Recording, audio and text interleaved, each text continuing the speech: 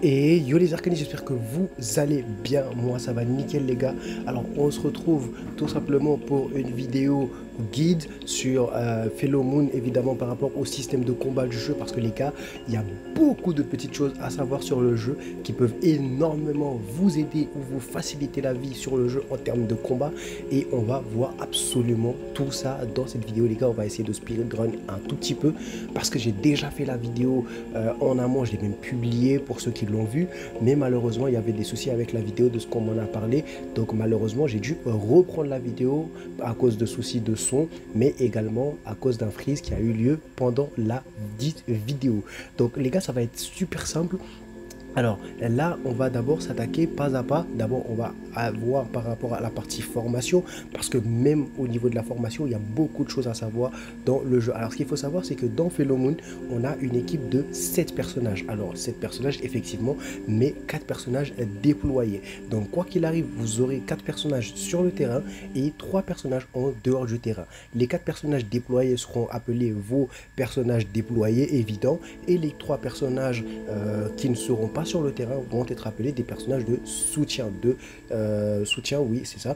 Et ces personnages de soutien, vous ne pourrez les utiliser en réalité que pour faire des compétences précises, parce que lorsqu'on va cliquer sur un personnage, on voit que ces 3 compétences sont là: S1, S2, SP, passif, et là on a la compétence de soutien. La compétence de soutien, c'est ce que vous allez, c'est la compétence que vous allez activer pour faire un effet précis durant le combat avec le personnage défini. Donc chaque personnage a une compétence de soutien à part, qui est une compétence totalement différente de celle de tous les autres personnages du jeu. Parfois c'est des dégâts, parfois c'est du heal, parfois c'est du buff, parfois c'est un shield. Bref, c'est vraiment, ça dépend totalement du personnage. Alors à la suite de ça, tout simplement, il faut savoir qu'en face de vous, par rapport aux ennemis, vous avez différents nombres d'ennemis. Donc vous pouvez avoir en face de vous un boss, vous pouvez avoir un boss et 2 mobs, vous pouvez avoir 4 personnages, en tout cas 4 ennemis, etc.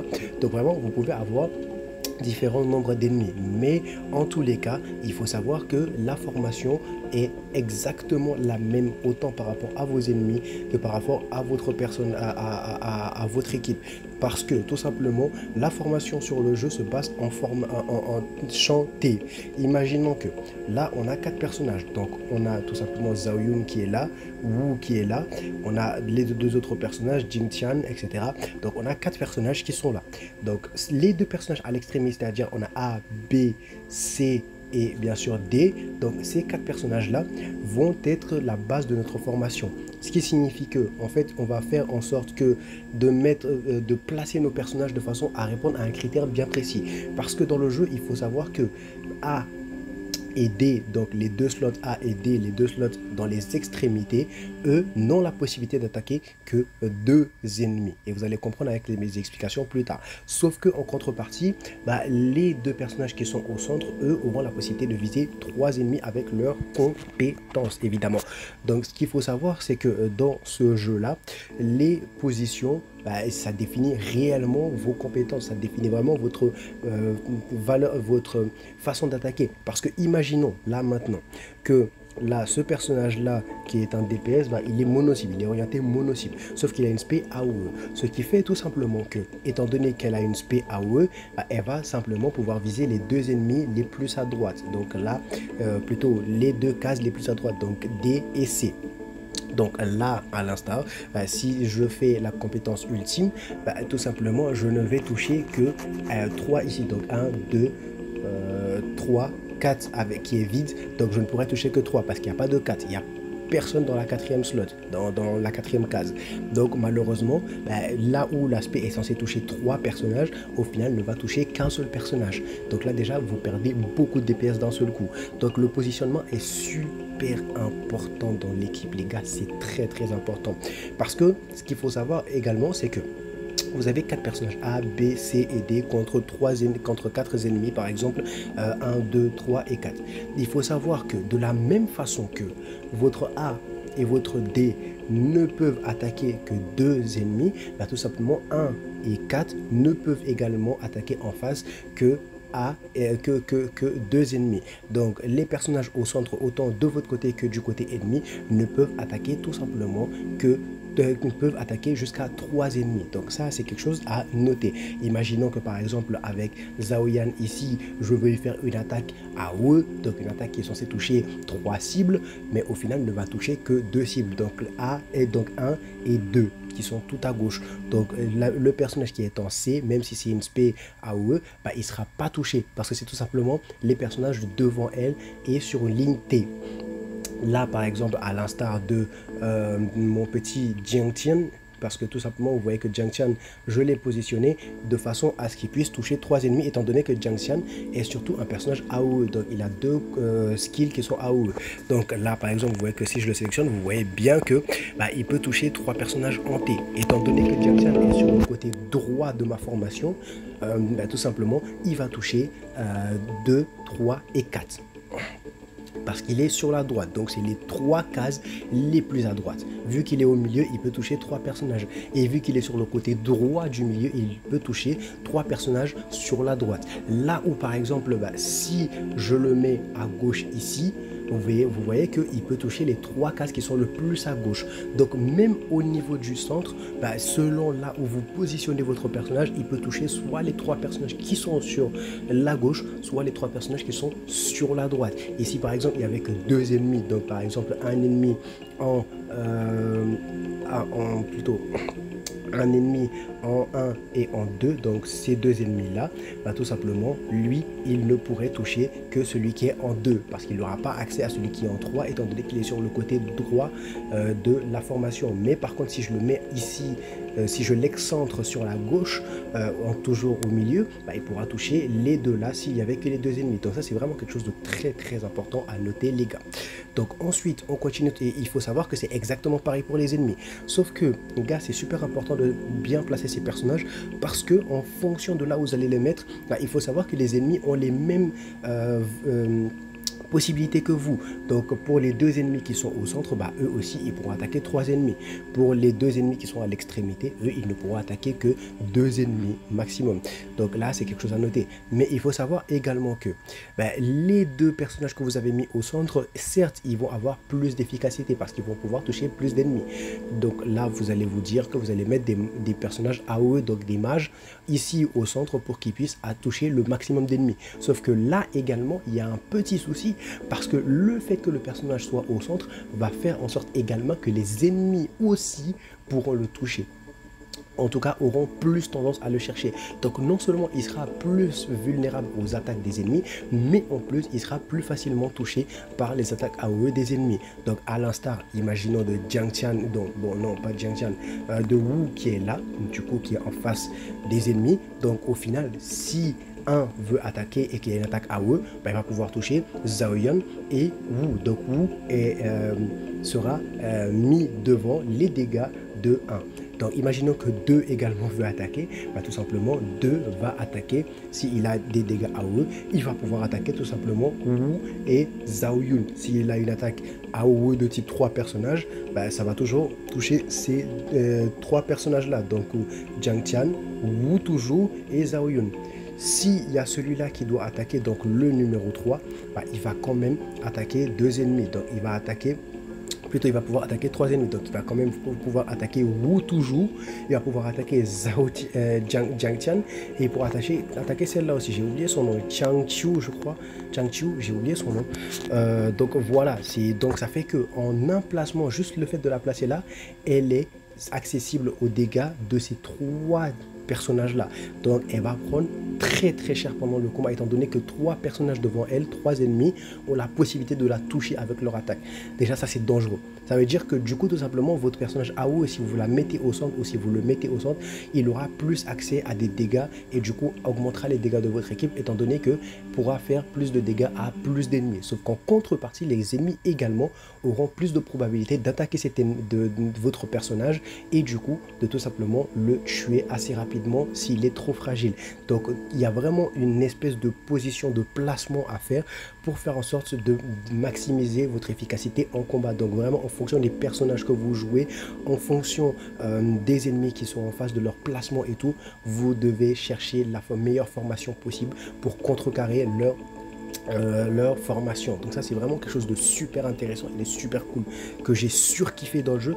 Par exemple moi je me suis tout simplement permis de mettre Jiang Tian ici parce qu'il fait beaucoup de dégâts AOE, donc jeu qui touche beaucoup de cibles, et du coup je me suis permis de le mettre là parce que bah tout simplement j'ai Wu qui gère derrière, parce que Wu elle a beaucoup de compétences qui permettent de break attack tous les ennemis, de buffer la défense de tous les alliés et en plus de donner une protection. Donc même si Jiang Tian doit être touché par une attaque mono cible, bah Wu va juste se mettre devant et recevoir les dégâts à la place de Jiang Tian. Donc ce qui fait que mon Jiang Tian est quand même assez relativement safe par rapport à ça. Donc ça c'est pourquoi je me suis permis de le mettre lui au centre par exemple ici. Donc franchement tout bénef pour moi. Voilà un peu comment se passe par rapport à cela les gars. Donc il y a également un système de roue des éléments les gars, comme dans tous les jeux on a une roue des éléments avec certains éléments qui en battent d'autres, hein. C'est tout simple, on a le feu qui va battre la nature, qui va battre l'eau, qui va battre le feu en retour. Donc il faut savoir que lorsqu'on a un avantage élémentaire sur le jeu, on fait 30% de dégâts supplémentaires et celui sur qui on a l'avantage, et on reçoit 30% de dégâts en moins lorsque celui-ci va nous attaquer. Et on a tout simplement le positif et l'impair, donc tout simplement le Dark and Light, donc positif impair, qui vont se contrecarrer tous les deux et qui vont tout simplement à la fois s'infliger plus de dégâts mais à la fois subir moins de dégâts. Donc au final ça s'annule. Donc là c'est comme ça que ça se passe les gars, il n'y a vraiment rien d'autre à expliquer ici, c'est tout simple, c'est comme dans tous les gachas. Là par rapport au personnage de soutien, j'ai expliqué un peu comment ça se passe. Là vous avez juste à cliquer, vous pouvez mettre n'importe quel personnage que vous voulez en soutien. Franchement il n'y a pas de type de personnage soutien ou un truc comme ça, non, vous pouvez même mettre Wu par exemple. Wu, je peux clairement la mettre là par exemple. Voilà, c'est à vous de voir les gars. Donc ce qu'il faut savoir, c'est que on va rentrer dans le combat et vous verrez un petit peu comment ça se présente au niveau de toute l'interface. Donc on va rentrer en game. Alors là les gars, vous voyez qu'on est en game maintenant. Alors ce qui est à noter, c'est voilà, c'est qu'on a les 4 personnages dont je vous ai parlé à gauche ici. Donc là on a les personnages là, vous avez juste à maintenir sur le personnage et vous pouvez afficher toutes les informations par rapport à vos personnages. Donc là ici on a les compétences etc avec les descriptions et tout. Là on a les buffs et les debuffs qui vont s'afficher dans la case d'en bas.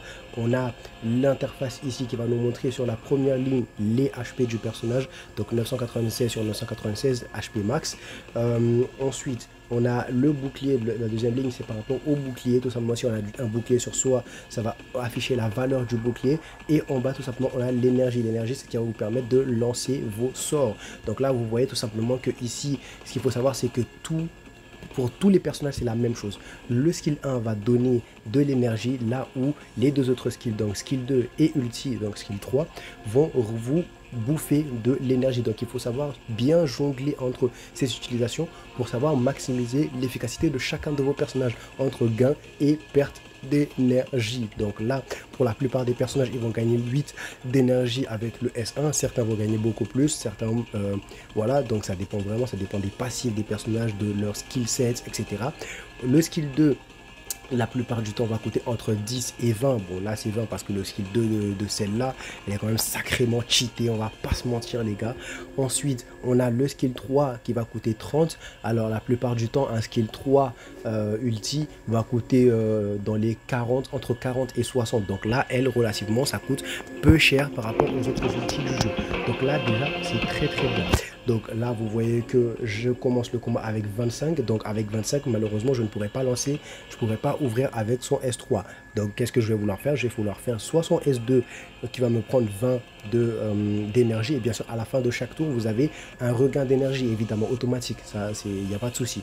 Mais là ça va me faire perdre 20 d'énergie, là où si je fais celui-là ça va me faire gagner 8 d'énergie. Donc il faut vraiment connaître les skills des personnages pour savoir quoi placer à quel moment, quand temporiser etc. C'est vraiment extrêmement stratégique les gars, ne regardez pas ça comme ça, c'est très stratégique.